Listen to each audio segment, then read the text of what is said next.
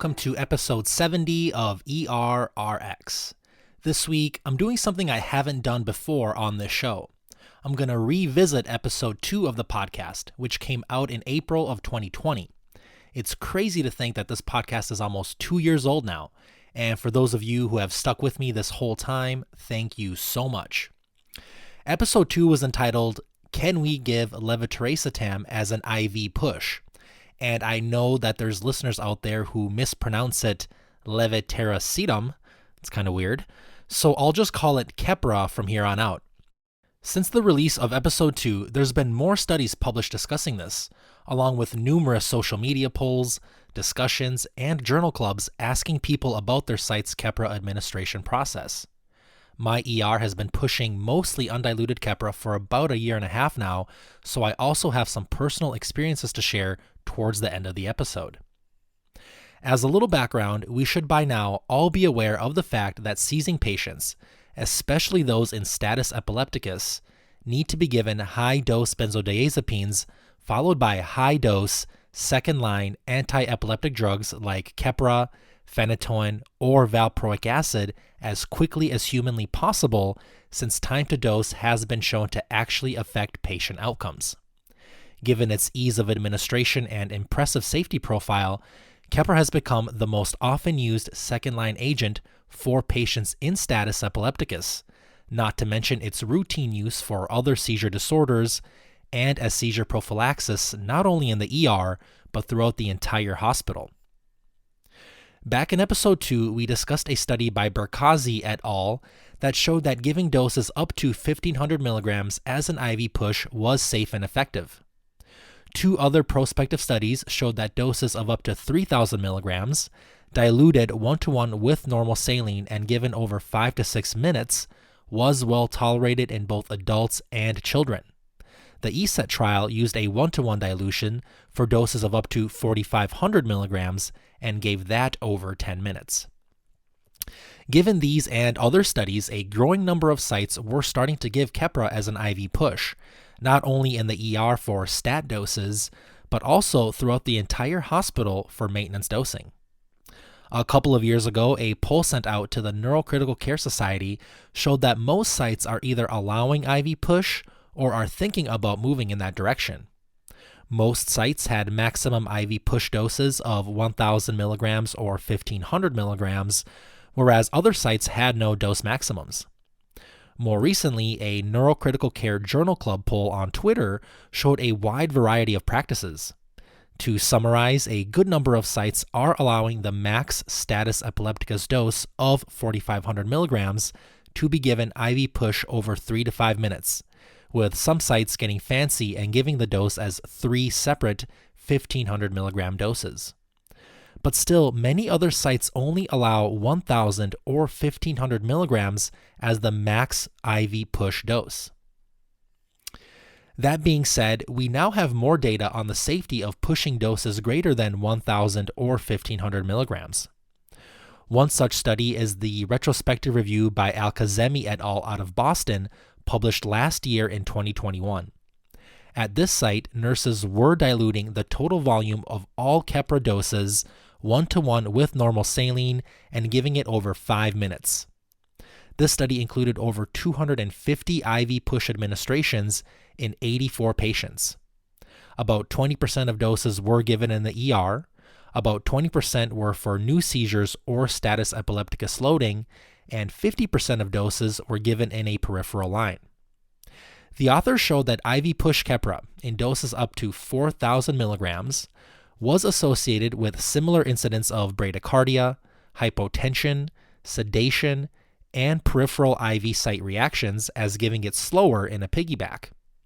The added benefit of pushing all doses was that the IV push group had a significantly shorter time between order verification and dose administration for all stat orders and loading doses for patients in status at 19 minutes versus 40 minutes.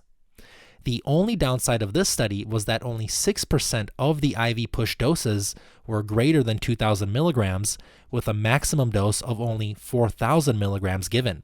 So we really have no information for giving 4,500 milligrams as an IV push from this study alone. A second retrospective review by Haller et al. Regarding this issue was also published last year out of Phoenix. At this site, Keppra was given undiluted up to a max dose of 4,500 milligrams over 5 minutes.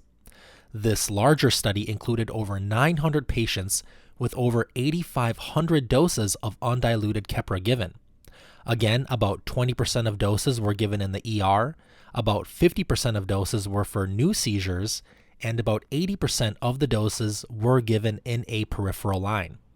A massive 3,674, or 43% of doses, were greater than 1,000 milligrams. Again, only 15 doses were 4,000 milligrams or greater, and of those, there were only 2 doses of 4,500 milligrams given. And just like in the previous study, adverse events were minimal, with only 2 documented, but very questionable injection site reactions occurring. In episode 2, I recommended IV push for doses up to and including 1,500 milligrams.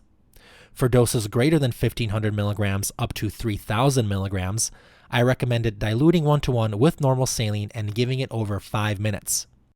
For doses greater than 3,000 milligrams, I recommended diluting in 100 ml of normal saline and giving it over 10 minutes. But since that time and after actually implementing this process, my thoughts have changed. I've found that the 1-to-1 dilution can be confusing and pretty difficult to actually carry out.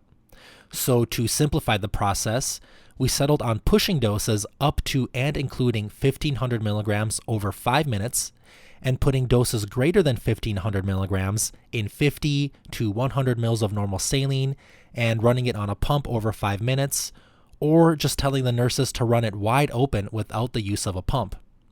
Whether giving it as an IV push or as a quick infusion, I've yet to hear about any adverse events.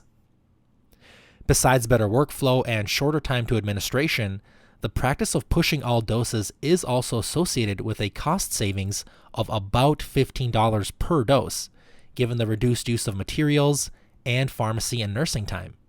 I should mention that this is a very rough estimate from my own site done about 2 years ago, so this number may not be 100% accurate. In conclusion, I do think that given what we know now with these newer studies, it is reasonable to give up to 4,500 milligrams of Keppra undiluted over 3 to 5 minutes.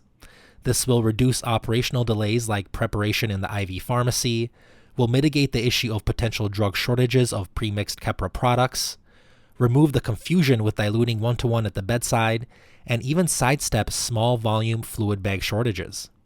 This will all in turn save your site time and money, reduce time to drug administration, and will hopefully lead to better patient outcomes if we can break the seizure faster. Personally, I'm okay with diluting larger doses in 50 to 100 ml of normal saline, of course until a fluid bag shortage comes around, throwing a line on it, and just having the nurses run it over 5 to 10 minutes or wide open without a pump. The end result is pretty much the same, and nurses don't have to stand at the bedside for 5 minutes to give a dose. As always, thank you so much for your time. Please remember to follow ERRX Podcast on Instagram and to subscribe to the podcast on Spotify, Apple Podcasts, and even YouTube by searching ER-RX. To make it easy to subscribe, I have direct links in the show notes. And while you're subscribing, please also consider leaving me a review, especially on Apple Podcasts. This way, more of our colleagues can find the show. Finally, I'd like to thank Kelly for supporting the show on buymeacoffee.com. Every dollar donated helps keep the show free to access for everyone and also keeps it ad-free.